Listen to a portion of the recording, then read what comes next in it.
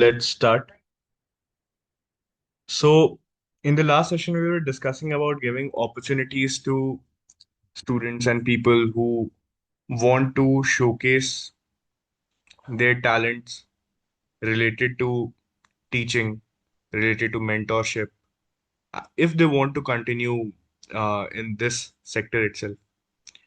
If there are people who have been in the civil services journey, preparation journey, or the PCS preparation journey, and now they're looking out for different career opportunities, but they want to continue in this UPSC teaching career, then the minimum help which I can do is to provide them with a platform. मेरा platform तो बहुत ही छोटा है, but at least जो भी है they can teach here and get real time feedback from the people whom they are teaching to, and the people can interact with them. Best part हमारी community की यही है कि we have an open culture in which we consistently give each other feedback, share with each other the lessons, not only from studies but also from life.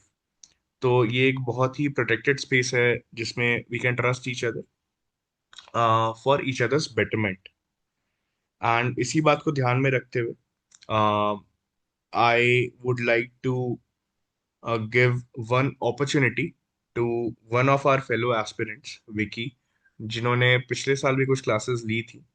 And he would give his own background. He has been a veteran of civil services preparation, and now he wants to come out of it. इस बार भी इनका prelims निकला था, फिर mains भी इन्होंने दिया, mains नहीं हुआ. So now the journey has ended for him, or he is going to end the journey for himself of the preparation itself. But he wants to continue in this sector, and which I think he should, because इतना ज़्यादा experience हो गया है, इतना सारा prelims and mains निकाल के, and इतने सारे अलग अलग एग्जाम्स देके, कि what better than a person who has done it multiple times himself. And मैंने सोचा कि uh, पैसों से या फिर किसी और चीज से तो हेल्प नहीं कर सकता, बट इतना मैं हेल्प जरूर कर सकता हूँ कि मैं इस प्लेटफॉर्म में एंड आप लोगों के साथ इंटरेक्ट करवा सकूँ इनको, एंड इनको मैं बोलूँ कि he should take regular classes which will hone his teaching skills. He will understand more about his own weaknesses or strengths. And the best part is he'd also get to uh, hone his content, his teaching style. And if he wants to make this a career, then this can be a good starting point for it. He also runs his own mentorship platform. So I would leave the floor to him. Vicky, please share your journey and share what plans do you have. And Vicky को एक thank you bar sir. हाँ, विकी एक बार शुरू कर, उसके पहले मैं ये भी बोलना चाहूंगा कि पिछले वीडियो में मैंने ये जो प्रीलिम्स 2026 का मैं समझा रहा था, उसमें मैंने ये भी बोला कि I want more people to come forward. Concepts पढ़ाओ, लोगों के साथ शेयर करो क्या सीखा है लाइफ में. कुछ अगर अच्छा कर रहे हो, कुछ अच्छे करियर में जा रहे हो, कुछ अच्छा स्किल सीख रहे हो, तो just share it with people. Because you don't know, like दुनिया में इतनी नेगेटिविटी है कि थोड़ा भी bout of positivity, if you are learning something new और इवन द सेम कॉन्सेप्ट जो भी आप पढ़ते आ रहे हो अपने सिविल सर्विसेज प्रिपरेशन के लिए, if you can share a new perspective और teach the concept in a new way, that helps a lot of people. So I would encourage people to come forward and take this opportunity. With this, Vicky, the floor is all yours. Thank you sir. पहले तो sir को thank you बोलना चाहूंगा, पता नहीं मैं कहाँ से कहाँ आ गया हूँ। तो मैं थोड़ा बताता हूँ अपने बारे में। मैं बीआईटी से बीटेक किया हूँ और फिर मैंने 4 साल वेदांता रिसोर्सेज में काम भी किए हैं। फिर मुझे लोगों का हेल्प करने का मन था, मेरा बचपन अच्छा नहीं था, तो सिविल सर्विसेज में आना था। 4 साल 6 साल बीत गए यहाँ पे। 4 prelims, 5 mains, including forest services. 2 बार Tata institute of social science clear हुआ है, लेकिन वहाँ उधर जाने का मन नहीं था। एक बार सीएसआईआर का मेंस क्लियर हुआ है, तो वो फाइनल में सिलेक्शन नहीं हुआ था, एसओ में इंटरव्यू राउंड में। एसओ मैंने भरा नहीं था। यूपीपीसीएस का मेंस लिखा है लेकिन रिजल्ट नहीं आया। ठीक है, फिर गेट भी क्लियर किया मैंने, गेट 2014 भी, और फिर गेट 2016 भी। उसके बाद मैंने गेट अटेम्प्ट नहीं किया है। तो ये मेरा पर्सनल बैकग्राउंड था। लास्ट 2-3 साल से तो पढ़ा रहा हूँ। लेकिन मुझे जो सबसे ज्यादा ये लगी ना कि मार्केट बहुत अजीब सा हो गया है विकी कि ये हर सब तो समय रेगुलर। हाँ। विकी ये सब तो तुमने मेरे साथ भी शेयर नहीं जैसा। किया यार। एक लिस्ट बना देना प्लीज। पहले बताना चाहिए था ना कि इतनी सारी चीजें कर चुके हो। तो हैव दिस ठीक लिस्ट सर रेडी मुझे। With you. I am not joking. Look, अभी के दुनिया में क्या है ना कि दिखाना भी पड़ता है चीजों को अगर काबिलियत है तो just have this list ready when you are asking people to join your mentorship program. This builds credibility. ठीक है। So okay sir, sir thank you actual for में काफी शेयरिंग। एडवर्टीजमेंट्स आए हूँ। हाँ नहीं ठीक है। बट यार, if you have achieved these things which requires a lot of hard work, it shows consistency and your ability to learn new things across domains. So why not put it out in the public? ठीक है। So just share it in the yes sir. form of a sheet whenever you take classes or whenever you take sessions. Make sure you share it. Okay. ठीक है sir, अभी तो Arihant publication में selection होने का just अभी message आया है। इतना तो हो गया, चलो हम लोग बात करते हैं कि क्या कंट्रीब्यूट कर सकते हैं। सबसे पहला ये मैं देखा हूँ कि हर समय एक नया फीडबैक, जब भी फिल्म्स आता है तो एक नया फीडबैक स्टार्ट होता है, एक नया सेशन स्टार्ट होता है यूट्यूब पे। और वो इतना ये होता है ना कि रेसिस्ट कर पाना मुश्किल होता है। कितने लोगों ने फील किया है temptation to see new videos. और जो अट्रैक्टिव नहीं होता उसे देखने का मन भी नहीं करता है ना। लेकिन एक्चुअल में जो अट्रैक्टिव नहीं है वही सही चीज है। कहीं हम लोग नोटिस ही नहीं करते। तो मैं सोच रहा हूँ ना कि क्यों ना इसे सही किया जाए।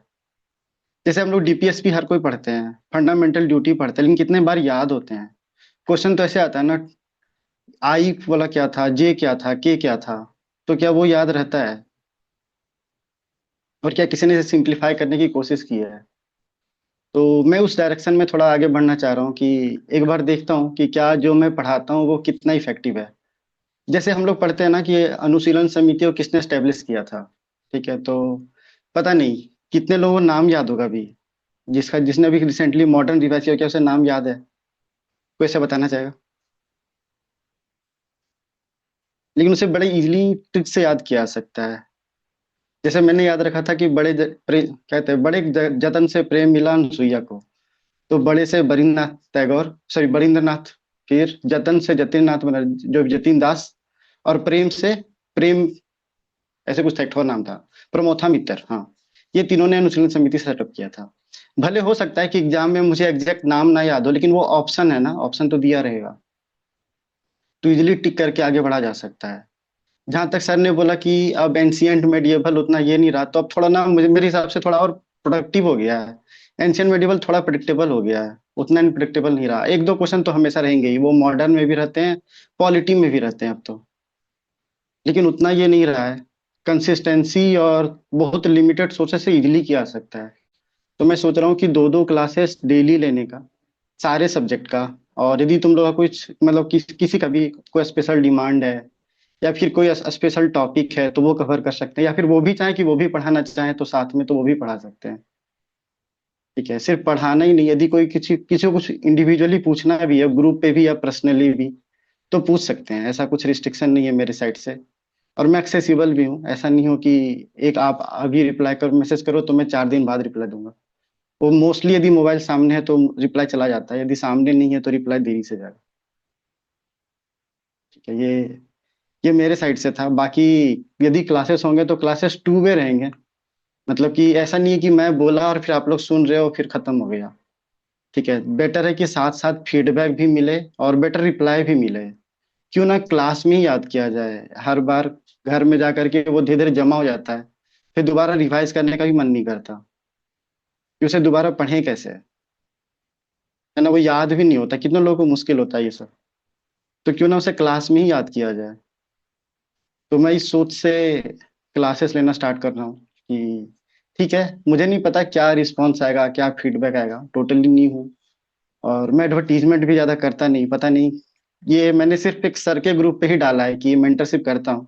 और कोई मैंने चैनल पे डाला ही नहीं है। जो भी मेरे 10-12 स्टूडेंट हैं वो कुछ लास्ट ईयर के हैं, और कुछ स्टूडेंट के स्टूडेंट्स रिकमेंडेशन से आए हैं, है ना। वो माउथ स्प्रेडिंग होता है ना, उससे। तो जो भी 5-6 बच्चे हैं बाय द वे वैसा है, वो वैसे ही है। विकी, तुमको भी एंड बाकी सबको मैं क्लियर कर देता हूँ, पहले भी शायद ये मैंने बात की है कि whatever you will teach on this channel, और कोई भी, सो इस चैनल पे you are doing it for the community, मतलब yes sir. There will be no monetisation, या फिर यहाँ पे कुछ कभी हम्म। मनी का बात नहीं आ सकता। हाँ, अगर खुद से शेयर करना है नॉलेज, अपनी लर्निंग्स, तो this channel will be open. तो अ, तुम यहाँ पढ़ाओगे, and if students like you then they can contact you, या फिर they can come to your mentorship session, but मतलब मेरे टेलीग्राम यहाँ पे ग्रुप तो कुछ नहीं में। सर। हाँ, हाँ, दिस इज यहाँ पे तो जस्ट नहीं। You contributing to the community. I hope that's clear, right? Yes. हाँ, Okay. Yes sir. तो मेरे साइड से तो इतना ही था, बाकी किसी को कुछ पूछना है तो पूछ सकता है। किसी को कुछ पूछना है पूछो, और यार बाकी चीजें शेयर करो, हाउ इज लाइफ एंड क्या चल रहा है। People are not talking to me, what has happened.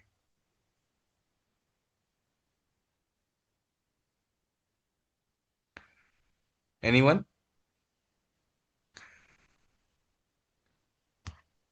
And मैं सोच रहा हूँ अगर विकी पढ़ाएगा, फिर मुझे भी अगर फोमो हुआ, तो मैं भी कुछ कुछ टॉपिक्स एंड कॉन्सेप्ट्स ऐसे इन जनरल ले लूंगा बीच बीच में। जैसे मैं अभी एक हाँ बहुत सर, वो इंटरेस्ट, ज़्यादा अच्छा रहेगा। करेंसी अभी बहुत ज्यादा न्यूज में था ना, अपना करेंसी जो फॉल कर रहा है, rupee, and rupee was the worst performing Asian hmm. Currency this year. तो मैंने कुछ अलग ही तरीके से उसके बारे में, मतलब I started researching about the reasons and how it is actually performing, and I have a very interesting perspective to share about it. तो उसके बारे में आई टेक वन क्लास, बहुत छोटा सा ही, एक कॉन्सेप्ट क्लास। तो उससे हम लोग करेंसी के बारे में काफी, and monetary policy, fiscal policy, trade, tariffs, stability, वो सारी चीजें I want to take all of you through, through numbers, through comparisons and through different concepts. ये मैं एक दिन आप लोगों के साथ लूंगा, ऐसे ही मैं बीच बीच में जो मेरे दिमाग में आएगा, एंड जो नुआंस्ड अंडरस्टैंडिंग चाहिए होती है डिफरेंट सब्जेक्ट्स को कनेक्ट करके कोई चीज को समझने की, I will keep sharing with you. Anyone they want to share anything?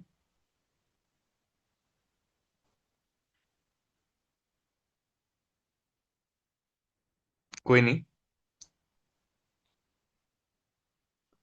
कुछ भी, क्या चल रहा है, कहाँ है अभी प्रिपरेशन, किस लेवल पे है, what are the things which are troubling you, where are the areas where you need help? ठीक है सर, एक्सक्यूज सर, मुझे एक डाउट था सर। मतलब अभी सर जैसे मैंने प्रीलिम्स का प्रिपरेशन में फिर से मतलब शुरू कर दिया है, तो सर आइडियल डेज के स्लॉट सर किस तरीके से डिवाइड होना चाहिए?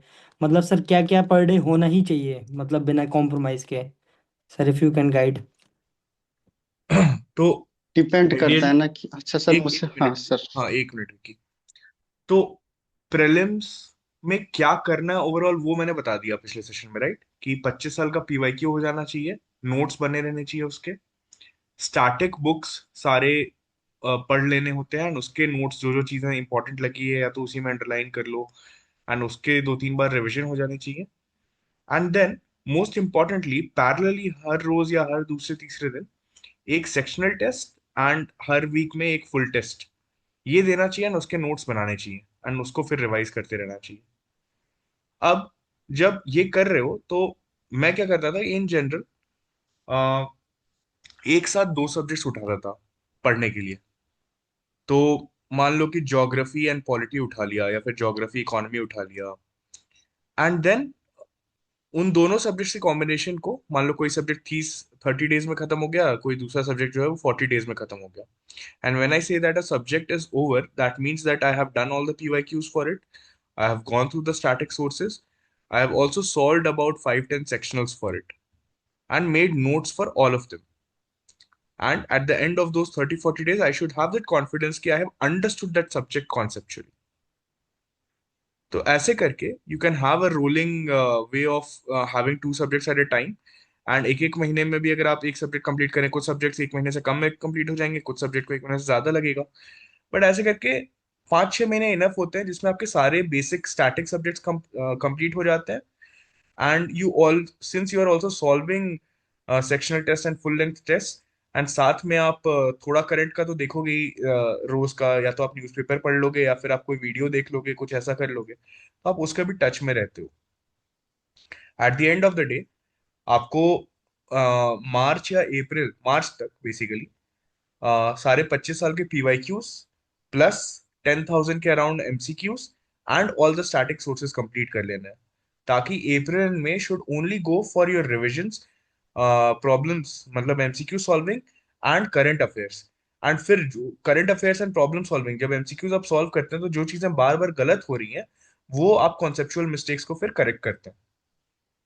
थोड़ी क्लैरिटी आई Vikas? Vicky, you wanted to add something, please do.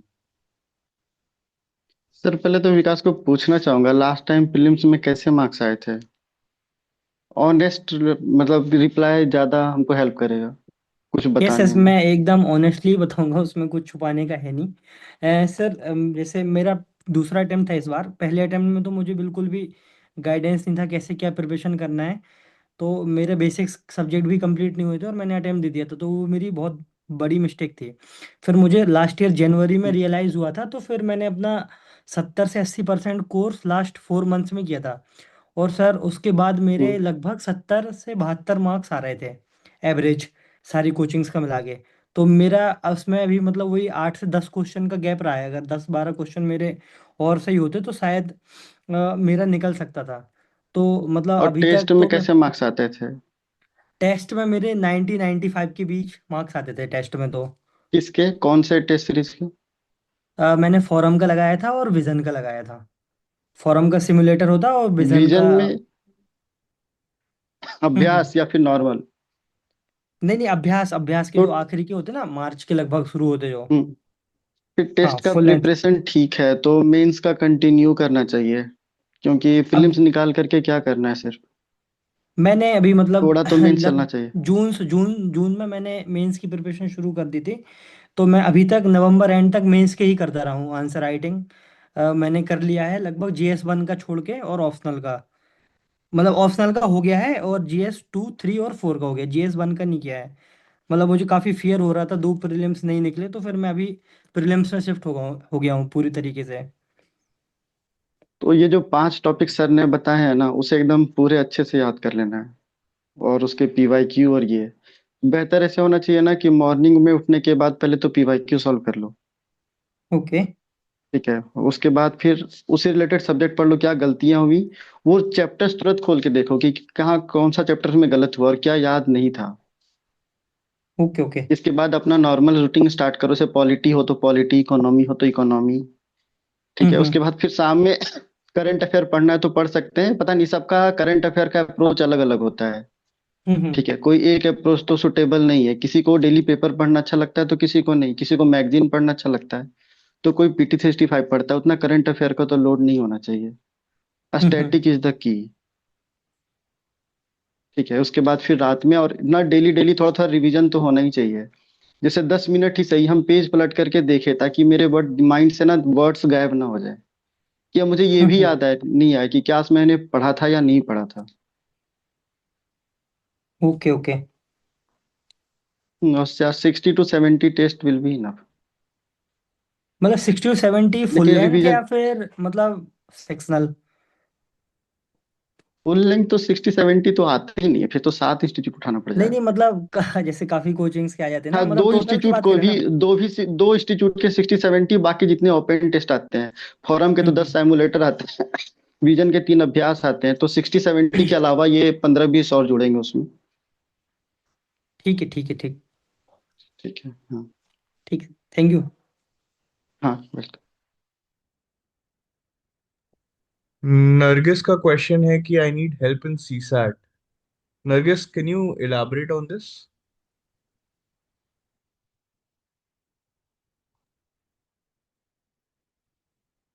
Nirgis, if you're there, can you elaborate on your question regarding CSAT?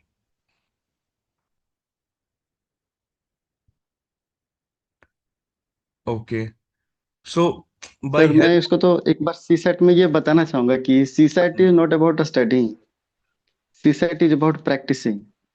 तो ना की टर्म्स है ना, जैसे कि नंबर सिस्टम बहुत आता है, परसेंटेज आता है, परमुटेशन कॉम्बिनेशन काफी बढ़ गया है, वेटेज है ना। तो ये सब टॉपिक उठा करके ना एक एक कुछ कुछ question, 10 10 question, 10 10 question daily solve करते जाना है। वो डेली डेली सॉल्व करने से लोड भी फील नहीं होगा और पेपर भी हो जाएगा।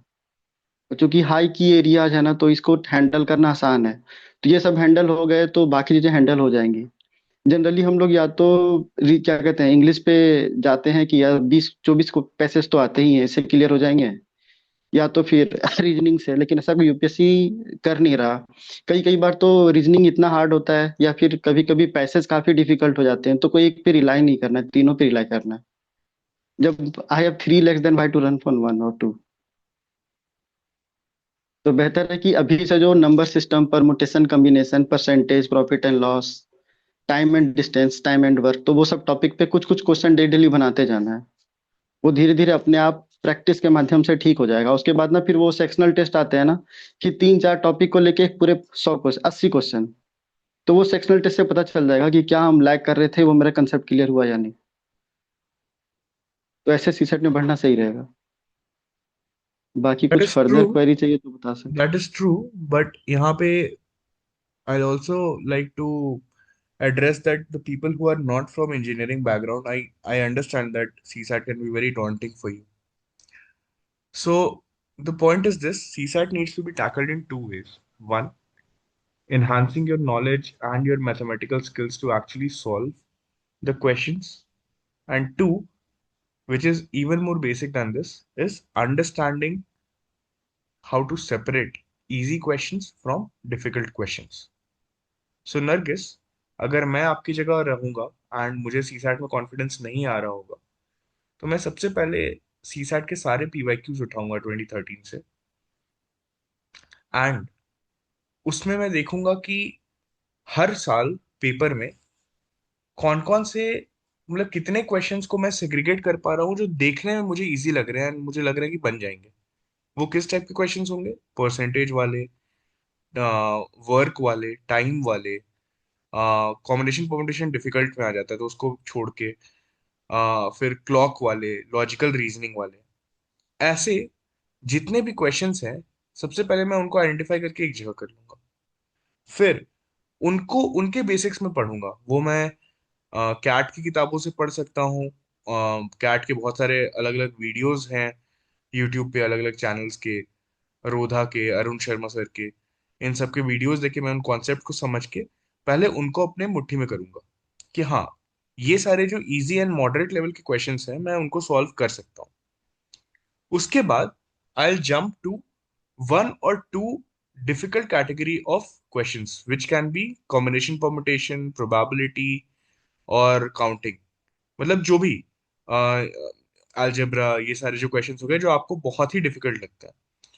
फिर मैं उसमें से कोशिश करूंगा कि कुछ टॉपिक्स को एटलीस्ट मैं इतना समझ लूं कि अगर उन टॉपिक से कोई इजी क्वेश्चन आ जाए तो मैं उसको टैकल कर लूं। डिफिकल्ट क्वेश्चन तो तब भी एग्जाम हॉल में टैकल करना मुश्किल ही होगा।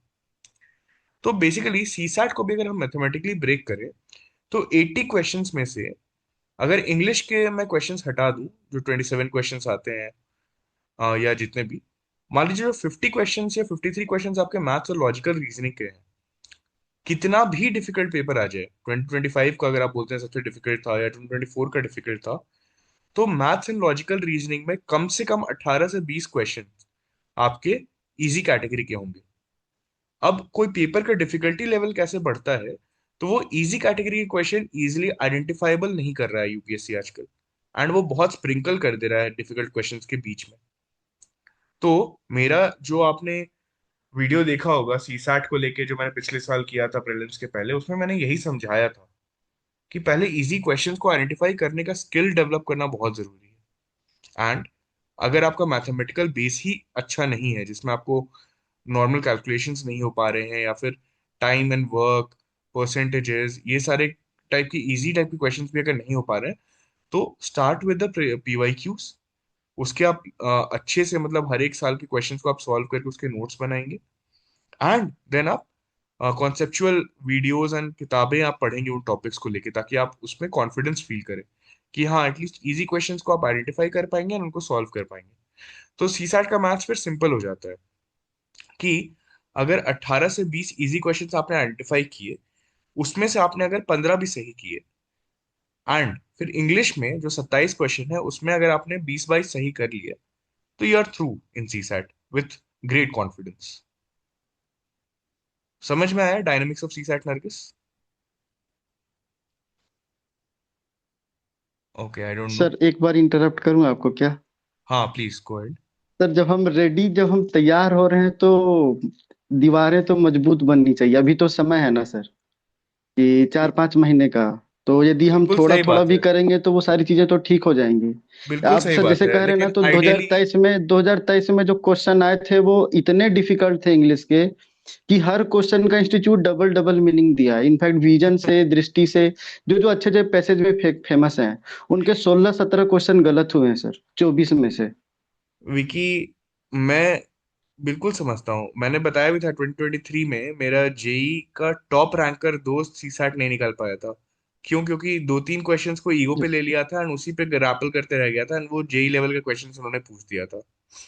मेरा पॉइंट ये है ना कि मैं साइकोलॉजी समझता हूँ। जो लोग सीसैट से डरते हैं या फिर जिनका बैकग्राउंड नहीं है मैथ्स का, तो अगर वो डायरेक्टली हेड ऑन सिर्फ मैथ्स पढ़ने लग जाएंगे या उसको समझने लग जाएंगे, तो that's a losing battle for them. At the end of the day exam निकालना है एंड क्वेश्चन सॉल्व करना है।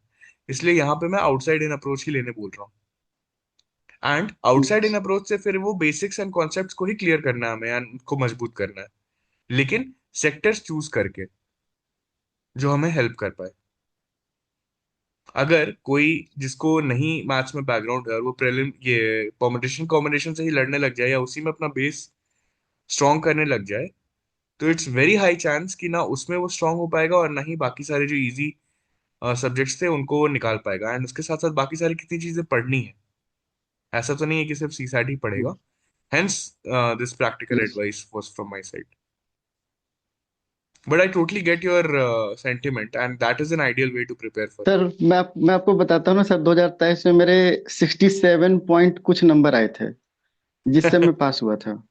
ओके। सर तो जो आपका सीसेट में, सर मैं सीसेट टेस्ट देने में इंजीनियरिंग बैकग्राउंड से सर, मेरा 100 में 100 आए हैं। बीटेक में काफी हाई स्कोरिंग था मेरा। मैं मुझे मेडल भी मिला है, गोल्ड मेडल डिस्ट्रिक्ट लेवल पे, मैथमेटिक्स को लेकर के। लेकिन सीसेट में मेरी हालत खराब हो गई थी। इनफैक्ट मुझे टेस्ट देने से भी डर लगता था। आई अंडरस्टैंड, इसलिए तो तो मैं मैंने बोल रहा लिख के हूँ ये रखा था अप्रोच सर। बहुत जरूरी हाँ। है। सीसैट में क्वेश्चन सॉल्व करने के पहले इजी क्वेश्चन पहचानने का स्किल डेवलप करना बहुत जरूरी है। यस। हाँ, तो आदित्य का लास्ट क्वेश्चन ले लेते हैं। How to consolidate prelims copy, like can you tell more about it? Definitely Aditya. In fact, what I'll do is that I'll share snippets from my own prelims copy and I'll take a session on it. अभी मोटा मोटी conceptually क्या होता है कि for prelims आप जैसे आपने पीवाईक्यू हिस्ट्री का मान लीजिए एंशियंट हिस्ट्री का 120 या 130 क्वेश्चन पिछले 25 साल में आए एंड आपने उनको बनाना शुरू किया। तो जैसे आपने एक क्वेश्चन पढ़ा, उसके चार ऑप्शंस हैं, आपको नहीं आता या फिर आपको उसके बारे में हवा भी नहीं लगी, तो आप क्या करेंगे कि उस क्वेश्चन के बारे में आप आंसर देखेंगे, उन चारों ऑप्शंस के बारे में आप पढ़ेंगे एंड कुछ चार पांच पॉइंट्स आप उसके बारे में नोट डाउन करेंगे जो आपको इंटरनेट के थ्रू मिल रहा है मल्टीपल सोर्सेज से। जैसे प्रीलिम्स में क्या क्या पूछ सकता है, अगर कोई इंसान है या फिर कोई राजा है या फिर कोई टाइम पीरियड है, तो वो कब था, उसका ज्योग्राफी क्या था, टाइम पीरियड क्या था, उस टाइम पे क्या स्कल्पचर चलते थे, सोशियो इकोनॉमिकली कुछ इंपॉर्टेंट फैक्ट था कि नहीं। तो वो सारी चीजें आप नोट डाउन कर लेंगे। उससे क्या होगा कि आप फिर मान लीजिए जब ये फर्स्ट क्वेश्चन आपके साथ हुआ, फिर वो क्वेश्चन कभी 1995 का क्वेश्चन 2004 में रिपीट हुआ होगा या फिर 2004 का क्वेश्चन 2017 में रिपीट हुआ होगा। Of course I am just giving examples, ऐसा नहीं है कि उस टाइम पे रिपीट हुआ ही होगा। तो then you will start seeing patterns and your brain will start remembering कि यार ये पहले तो आया हुआ था, मैंने कुछ तो लिखा था अपने प्रीलिम्स कॉपी में। उसी तरह फिर जब आप एमसीक्यू सॉल्व करेंगे, तो एमसीक्यू भी तीन तरीके के क्वेश्चंस होंगे वहां पे। एक जो आपको बहुत अच्छे से आता होगा, जो आपने पढ़ा होगा डायरेक्टली वहां से आ गया और आपको याद भी है। दूसरा जो आपको हवा भी नहीं लगी। तो उस हवा भी नहीं लगने वाले क्वेश्चन में तो ऑफ कोर्स आप सारे क्वेश्चन के बारे में भी आप नोट्स बनाएंगे और उसके चारों ऑप्शंस के बारे में भी आप नोट्स बनाएंगे। फिर ऐसे क्वेश्चंस होंगे जिनमें कुछ कुछ ऑप्शंस के बारे में आपको पता है, कुछ ऑप्शन के बारे में नहीं पता है। कुछ क्वेश्चंस आपके तुक्के से सही हो गए या कुछ क्वेश्चंस आपको कंफ्यूजन के कारण गलत हो गया। तो अगेन, जो जो ऑप्शंस के बारे में आपको नहीं पता है या फिर कहीं पे तुक्के से अगर सही हो गया, तो उन सारों का आप नोट्स बना लेंगे। कैसे?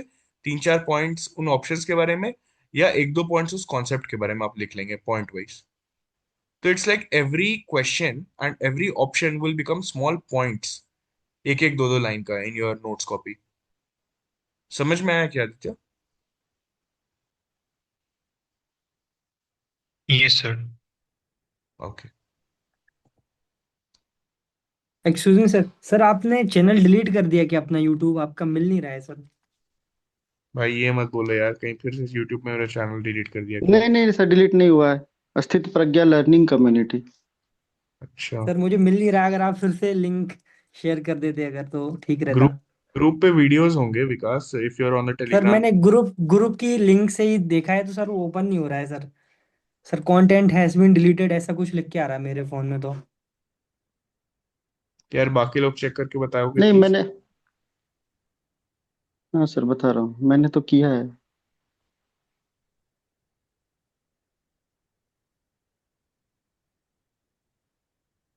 यार चल तो रहा है। चल रहा है सर, एक मिनट में शेयर कर कोई रहा हूँ और अभी। बताएगा क्या? पता नहीं फिर सर मेरे में क्या हाँ इशू सर आ रहा बता है रहा सर। हूँ। किसी और का भी चला क्या? हाँ सर चल रहा है।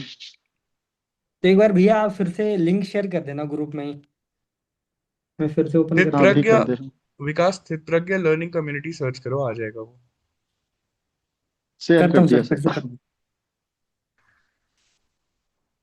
हाँ, आइडियल मीन्स वाला जो वीडियो था मानसी, वो एक दूसरे चैनल पे था जो कि डिलीट हो गया था, तो I will recreate that video for this channel and then re upload it. तो बेसिकली दो वीडियोस का तो आप लोगों ने ये कर दिया है कि आइडियल प्रीलिम्स कॉपी कैसी होनी चाहिए, तो उसका मैं एग्जांपल लेके, जो मैंने यहाँ पे अभी आदित्य को समझाया भी है, but I will create a separate video for it. And then another video should be ideal means aspirant वाला। Yes, Himanshu has posted the channel link on the chat. आ गया sir, thank you so much sir. Okay. किसी और को कुछ पूछना है, कुछ share करना है?